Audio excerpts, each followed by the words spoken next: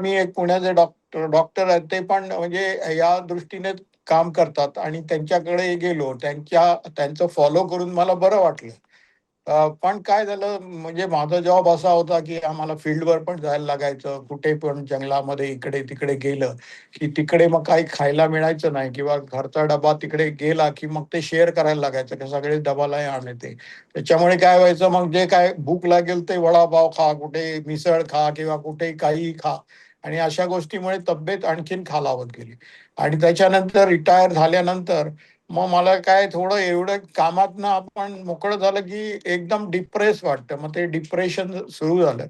त्या डिप्रेशनमध्ये आणखीन माझं हे वाढलं, शुगर वाढली आणि it it has gone around जवळ-जवळ 400 पर्यंत जायची आणि फारच म्हणजे असं वाटलं, की आता होप नाही, आपण काय करणार? जिम लावला, हे केलं, ते केलं, पण त्याने काही फरक पडेना. शेवटी माझी